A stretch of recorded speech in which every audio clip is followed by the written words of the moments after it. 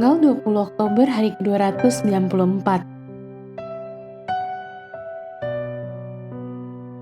Bacaan Lukas pasal 13-15. Perumpamaan anak manusia bagian 1. Garis besar, Yesus menggunakan laporan terbaru tentang pembantaian Pilatus atas beberapa orang Galilea untuk menekankan perlunya pertobatan. Tuhan sabar, tetapi rasa keadilannya sempurna. Meskipun terkadang kelihatannya terlambat, keadilan akan datang.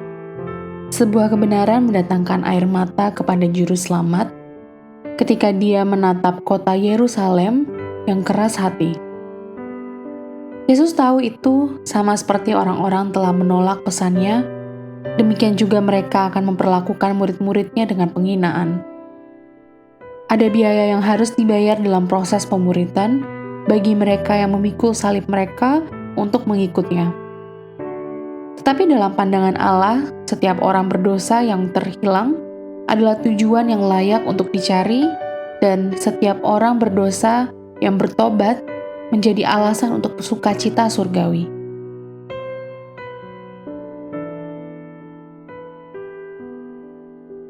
Renungan harian.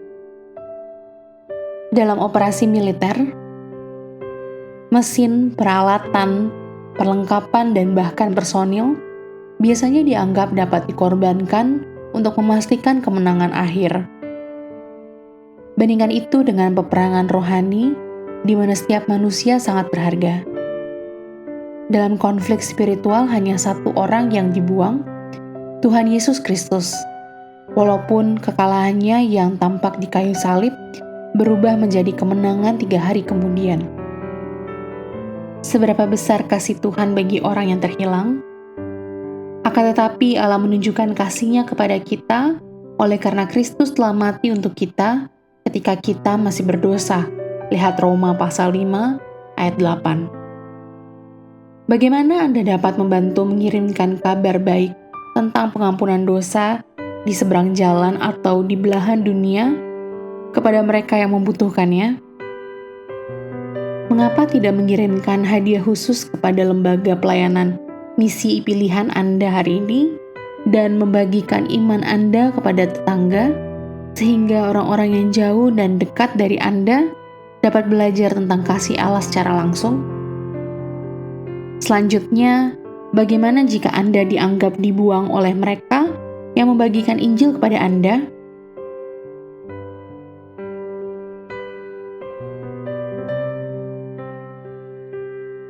Anda bisa memberi tanpa mencintai, tapi Anda tidak bisa mencintai tanpa memberi.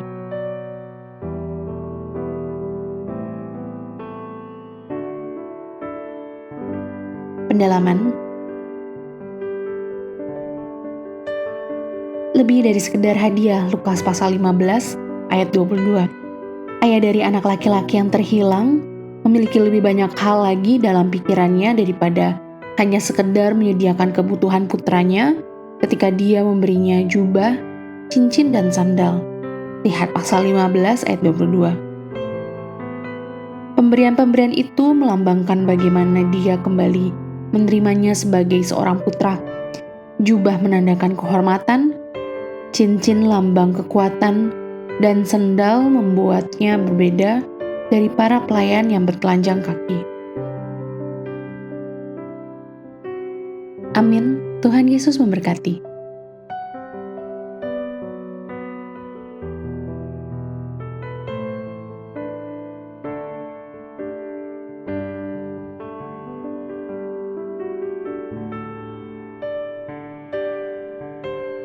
Lukas pasal 13. Dosa dan penderitaan. Pada waktu itu datanglah kepada Yesus beberapa orang membawa kabar tentang orang-orang Galilea yang darahnya dicampurkan Pilatus dengan darah korban yang mereka persembahkan. Yesus menjawab mereka, "Sangkamu orang-orang Galilea ini lebih besar dosanya daripada dosa semua orang Galilea yang lain, karena mereka mengalami nasib itu? Tidak, kataku kepadamu. Tetapi jikalau kamu tidak bertobat, kamu semua akan binasa atas cara demikian. Atau sangkamu ke-18 orang yang mati ditimpa menara dekat Siloam lebih besar kesalahannya daripada kesalahan semua orang lain yang diam di Yerusalem? Tidak, kataku kepadamu. Tetapi jikalau kamu tidak bertobat, kamu semua akan binasa atas cara demikian. Perumpamaan tentang pohon ara yang tidak berbuah. Lalu Yesus mengatakan perumpamaan ini. Seorang mempunyai pohon ara yang tumbuh di kebun anggurnya, dan ia datang untuk mencari buah pada pohon itu, tetapi ia tidak menemukannya. Lalu ia berkata kepada pengurus kebun anggur itu, "Sudah 3 tahun aku datang mencari buah pada pohon ara ini, dan aku tidak menemukannya. Tebanglah pohon ini. Untuk apa ia hidup di tanah ini dengan percuma?" Jawab orang itu, "Tuan, biarkanlah dia tumbuh tahun ini lagi. Aku akan mencangkul tanah sekelilingnya dan memberi pupuk kepadanya. Mungkin tahun depan ia berbuah. Jika tidak, tebanglah dia." Menyembuhkan orang sakit pada hari Sabat. Pada suatu kali Yesus sedang mengajar dalam salah satu rumah ibadat pada hari Sabat. Di situ ada seorang perempuan yang telah 18 tahun dirasuk roh, sehingga ia sakit sampai bungkuk punggungnya dan tidak dapat berdiri lagi dengan tegak. Ketika Yesus melihat perempuan itu, ia memanggil dia dan berkata kepadanya, "Hai ibu, penyakitmu telah sembuh." Lalu ia meletakkan tangannya atas perempuan itu, dan seketika itu juga berdirilah perempuan itu dan memuliakan Allah. Tetapi kepala rumah ibadat gusar karena Yesus menyembuhkan orang pada hari Sabat. Lalu ia berkata kepada orang banyak, "Ada 6 hari untuk bekerja. Karena itu datanglah pada salah satu hari itu untuk disembuhkan, dan jangan pada hari Sabat." Tetapi Tuhan menjawab dia katanya, "Hai orang-orang munafik, bukankah setiap orang di antaramu melepaskan lembunya atau keledainya pada hari Sabat dari kandangnya dan membawanya ke tempat minuman? Bukankah perempuan ini yang sudah 18 tahun diikat oleh iblis harus dilepaskan dari ikatannya itu, karena ia adalah keturunan Abraham?" Dan waktu ia berkata demikian, semua lawannya merasa malu, dan semua orang banyak bersuka cita karena segala perkara mulia yang telah dilakukannya. Perumpamaan tentang biji sesawi dan ragi. Maka kata Yesus, "Seumpama apakah hal kerajaan Allah, dan dengan apakah aku akan mengumpamakannya? Ia seumpama biji sesawi yang diambil dan ditaburkan orang di kebunnya. Biji itu kecil dan menjadi pohon, dan burung-burung di udara bersarang pada cabang-cabangnya." Dan ia berkata lagi, "Dengan apakah aku akan mengumpamakan kerajaan Allah? Ia seumpama ragi yang diambil seorang perempuan dan diadukkan ke dalam tepung terigu 3 sukat sampai kamir seluruhnya." Siapa yang diselamatkan? Kemudian Yesus berjalan keliling dari kota ke kota dan dari desa ke desa sambil mengajar dan meneruskan perjalanannya ke Yerusalem. Dan ada seorang yang berkata kepadanya, "Tuhan, sedikit sajakah orang yang diselamatkan?" Jawab Yesus kepada orang-orang di situ, "Berjuanglah untuk masuk melalui pintu yang sesak itu. Sebab aku berkata kepadamu, banyak orang akan berusaha untuk masuk, tetapi tidak akan dapat. Jika tuan rumah telah bangkit dan telah menutup pintu, kamu akan berdiri di luar dan mengetok-ngetok pintu sambil berkata, 'Tuan, bukakanlah kami pintu.' Dan ia akan menjawab dan berkata kepadamu, 'Aku tidak tahu dari mana kamu datang.' Maka kamu akan berkata, 'Kami telah makan dan minum di hadapanmu, dan engkau telah mengajar di jalan-jalan kota kami.' Tetapi ia akan berkata kepadamu, 'Aku tidak tahu dari mana kamu datang. Enyahlah dari hadapanku, hai kamu sekalian yang melakukan kejahatan.' Di sanalah akan terdapat ratap dan kertak gigi, apabila kamu akan melihat Abraham dan Ishak dan Yakub dan semua nabi di dalam kerajaan Allah, tetapi kamu sendiri dicampakkan keluar. Dan orang akan datang dari timur dan barat, dan dari utara dan selatan, dan mereka akan duduk makan di dalam kerajaan Allah. Dan sesungguhnya ada orang yang terakhir, ia akan menjadi orang yang terdahulu, dan ada orang yang terdahulu, yang akan menjadi orang yang terakhir." Yesus harus mati di Yerusalem, keluhan terhadap Yerusalem. Pada waktu itu datanglah beberapa orang Farisi dan berkata kepada Yesus, "Pergilah, tinggalkanlah tempat ini, karena Herodes hendak membunuh engkau." Jawab Yesus kepada mereka, "Pergilah, dan katakanlah kepada serigala itu, Aku mengusir setan dan menyembuhkan orang. pada hari ini dan besok, dan pada hari yang ketiga aku akan selesai. Tetapi hari ini dan besok dan lusa, aku harus meneruskan perjalananku, sebab tidaklah semestinya seorang nabi dibunuh kalau tidak di Yerusalem. Yerusalem, Yerusalem, engkau yang membunuh nabi-nabi dan melempari dengan batu orang-orang yang diutus kepadamu. Berkali-kali aku rindu mengumpulkan anak-anakmu, sama seperti induk ayam mengumpulkan anak-anaknya di bawah sayapnya, tetapi kamu tidak mau. Sesungguhnya rumahmu ini akan ditinggalkan dan menjadi sunyi. Tetapi aku berkata kepadamu, kamu tidak akan melihat aku lagi, hingga pada saat kamu berkata, diberkatilah dia yang datang dalam nama Tuhan. Lukas pasal 14. Lagi, penyembuhan pada hari Sabat. Pada suatu hari Sabat, Yesus datang ke rumah salah seorang pemimpin dari orang-orang Farisi untuk makan di situ. Semua yang hadir mengamat-amati dia dengan seksama. Tiba-tiba datanglah seorang yang sakit busung air, berdiri di hadapannya. Lalu Yesus berkata kepada ahli-ahli Taurat dan orang-orang Farisi itu, katanya, diperbolehkankah menyembuhkan orang pada hari Sabat atau tidak? Mereka itu diam semuanya. Lalu ia memegang tangan orang sakit itu dan menyembuhkannya dan menyuruhnya pergi. Kemudian ia berkata kepada mereka, siapakah di antara kamu yang tidak segera menarik keluar anaknya atau lembunya kalau terperosok ke dalam sebuah sumur, meskipun pada hari Sabat? Mereka tidak sanggup membantahnya. Tempat yang paling utama dan yang paling rendah. Karena Yesus melihat bahwa tamu-tamu berusaha menduduki tempat-tempat kehormatan, ia mengatakan perumpamaan ini kepada mereka. Kalau seorang mengundang engkau ke pesta perkawinan, janganlah duduk di tempat kehormatan, sebab mungkin orang itu telah mengundang seorang yang lebih terhormat daripadamu, supaya orang itu yang mengundang engkau dan dia jangan datang dan berkata kepadamu, berilah tempat ini kepada orang itu, lalu engkau dengan malu harus pergi duduk di tempat yang paling rendah. Tetapi apabila engkau diundang, pergilah duduk di tempat yang paling rendah. Mungkin tuan rumah akan datang dan berkata kepadamu, sahabat, silakan duduk di depan. Dan dengan demikian engkau akan menerima hormat di depan mata semua tamu yang lain.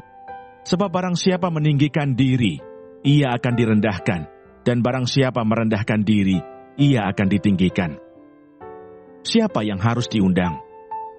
Dan Yesus berkata juga kepada orang yang mengundang dia, apabila engkau mengadakan perjamuan siang atau perjamuan malam, janganlah engkau mengundang sahabat-sahabatmu, atau saudara-saudaramu, atau kaum keluargamu, atau tetangga-tetanggamu yang kaya.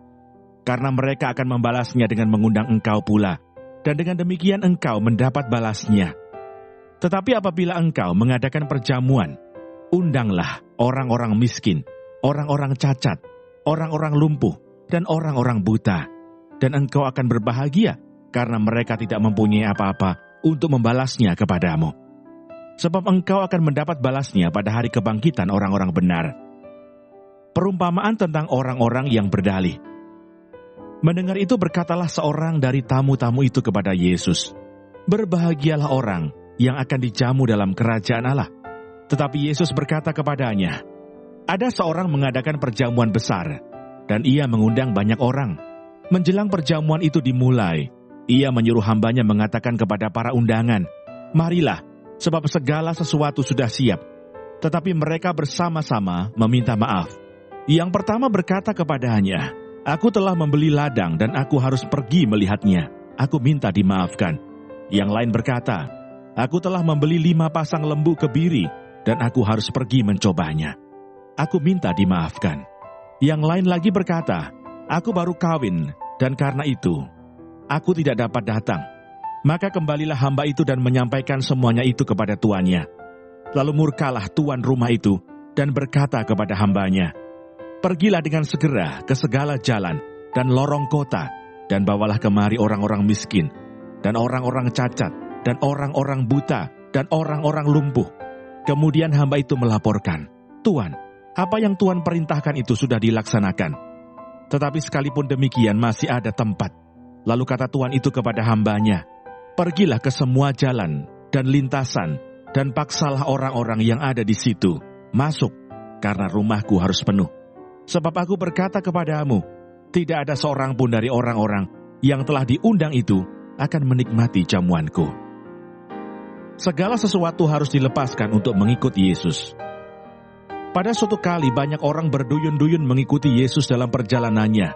Sambil berpaling ia berkata kepada mereka, "Jikalau seorang datang kepadaku dan ia tidak membenci bapaknya, ibunya, istrinya, anak-anaknya, saudara-saudaranya laki-laki atau perempuan, bahkan nyawanya sendiri, ia tidak dapat menjadi muridku. Barang siapa tidak memikul salibnya dan mengikut aku, ia tidak dapat menjadi muridku. Sebab siapakah di antara kamu yang kalau mau mendirikan sebuah menara, tidak duduk dahulu membuat anggaran biayanya, kalau cukup uangnya untuk menyelesaikan pekerjaan itu, supaya jikalau ia sudah meletakkan dasarnya dan tidak dapat menyelesaikannya, jangan-jangan semua orang yang melihatnya mengejek dia sambil berkata, orang itu mulai mendirikan, tetapi ia tidak sanggup menyelesaikannya. Atau raja manakah yang kalau mau pergi berperang melawan raja lain, tidak duduk dahulu untuk mempertimbangkan, apakah dengan 10.000 orang ia sanggup menghadapi lawan yang mendatanginya dengan 20.000 orang? Jikalau tidak, ia akan mengirim utusan selama musuh itu masih jauh, untuk menanyakan syarat-syarat perdamaian. Demikian pula lah tiap-tiap orang di antara kamu, yang tidak melepaskan dirinya dari segala miliknya, tidak dapat menjadi muridku. Garam memang baik, tetapi jika garam juga menjadi tawar, dengan apakah ia diasinkan? Tidak ada lagi gunanya baik untuk ladang maupun untuk pupuk, dan orang membuangnya saja. Siapa mempunyai telinga untuk mendengar, hendaklah ia mendengar. Lukas pasal 15. Perumpamaan tentang domba yang hilang. Para pemungut cukai dan orang-orang berdosa biasanya datang kepada Yesus untuk mendengarkan dia. Maka bersungut-sungutlah orang-orang Farisi dan ahli-ahli Taurat katanya. Ia menerima orang-orang berdosa dan makan bersama-sama dengan mereka. Lalu ia mengatakan perumpamaan ini kepada mereka. Siapakah di antara kamu yang mempunyai 100 ekor domba, dan jikalau ia kehilangan seekor di antaranya, tidak meninggalkan yang 99 ekor di padang gurun, dan pergi mencari yang sesat itu sampai ia menemukannya. Dan kalau ia telah menemukannya, ia meletakkannya di atas bahunya dengan gembira, dan setibanya di rumah, ia memanggil sahabat-sahabat dan tetangga-tetangganya, serta berkata kepada mereka, bersukacitalah bersama-sama dengan aku, sebab dombaku yang hilang itu telah kutemukan. Aku berkata kepadamu, demikian juga akan ada sukacita di sorga, karena satu orang berdosa yang bertobat, lebih daripada sukacita, karena 99 orang benar yang tidak memerlukan pertobatan. Perumpamaan tentang dirham yang hilang. Atau perumpamaan manakah yang mempunyai 10 dirham? Dan jika ia kehilangan satu di antaranya, tidak menyalakan pelita dan menyapu rumah serta mencarinya dengan cermat sampai ia menemukannya. Dan kalau ia telah menemukannya, ia memanggil sahabat-sahabat dan tetangga-tetangganya serta berkata, bersukacitalah bersama-sama dengan aku, sebab dirhamku yang hilang itu telah kutemukan. Aku berkata kepadamu, demikian juga akan ada sukacita pada malaikat-malaikat Allah, karena satu orang berdosa yang bertobat. Perumpamaan tentang anak yang hilang. Yesus berkata lagi, ada seorang mempunyai 2 anak laki-laki. Kata yang bungsu kepada ayahnya, Bapa, berikanlah kepadaku bagian harta milik kita yang menjadi hakku. Lalu ayahnya membagi-bagikan harta kekayaan itu di antara mereka. Beberapa hari kemudian anak bungsu itu menjual seluruh bagiannya itu, lalu pergi ke negeri yang jauh. Di sana ia memboroskan harta miliknya itu dengan hidup berfoya-foya. Setelah dihabiskannya semuanya, timbullah bencana kelaparan di dalam negeri itu, dan ia pun mulai melarat. Lalu ia pergi dan bekerja pada seorang majikan di negeri itu. Orang itu menyuruhnya ke ladang untuk menjaga babinya. Lalu ia ingin mengisi perutnya dengan ampas yang menjadi makanan babi itu. Tetapi tidak seorang pun yang memberikannya kepadanya. Lalu ia menyadari keadaannya, katanya, betapa banyaknya orang upahan bapakku yang berlimpah-limpah makanannya. Tetapi aku di sini mati kelaparan. Aku akan bangkit dan pergi kepada bapakku dan berkata kepadanya, Bapa, aku telah berdosa terhadap surga dan terhadap Bapa. Aku tidak layak lagi disebutkan anak Bapa. jadikanlah aku sebagai salah seorang upahan bapa." Maka bangkitlah ia dan pergi kepada bapaknya. Ketika ia masih jauh, ayahnya telah melihatnya. Lalu tergeraklah hatinya oleh belas kasihan. Ayahnya itu berlari mendapatkan dia, lalu merangkul dan mencium dia. Kata anak itu kepadanya, "Bapa, aku telah berdosa terhadap surga dan terhadap Bapa. Aku tidak layak lagi disebutkan anak Bapa." Tetapi ayah itu berkata kepada hamba-hambanya, "Lekaslah bawa kemari jubah yang terbaik, pakaikanlah itu kepadanya, dan kenakanlah cincin pada jarinya dan sepatu pada kakinya. Dan ambillah anak lembu tambun itu, sembelilah dia, dan marilah kita makan dan bersuka cita. Sebab anakku ini telah mati dan menjadi hidup kembali. Ia telah hilang dan didapat kembali." Maka mulailah mereka bersukaria. Tetapi anaknya yang sulung berada di ladang, dan ketika ia pulang dan dekat ke rumah, ia mendengar bunyi seruling dan nyanyian tari-tarian. Lalu ia memanggil salah seorang hamba dan bertanya kepadanya, apa arti semuanya itu. Jawab hamba itu, "Adikmu telah kembali, dan ayahmu telah menyembelih anak lembu tambun, karena ia mendapatnya kembali dengan sehat." Maka marahlah anak sulung itu, dan ia tidak mau masuk. Lalu ayahnya keluar dan berbicara dengan dia. Tetapi ia menjawab ayahnya, katanya, "Telah bertahun-tahun aku melayani Bapa, dan belum pernah aku melanggar perintah Bapa. Tetapi kepadaku, belum pernah Bapa memberikan seekor anak kambing untuk bersuka cita dengan sahabat-sahabatku. Tetapi baru saja datang anak Bapa yang telah memboroskan harta kekayaan Bapa bersama-sama dengan pelacur-pelacur. Maka Bapa menyembelih anak lembu tambun itu untuk dia." Kata ayahnya kepadanya, "Anakku, engkau selalu bersama-sama dengan aku, dan segala kepunyaanku adalah kepunyaanmu. Kita patut bersuka cita dan bergembira, karena adikmu telah mati dan menjadi hidup kembali. Ia telah hilang dan didapat kembali."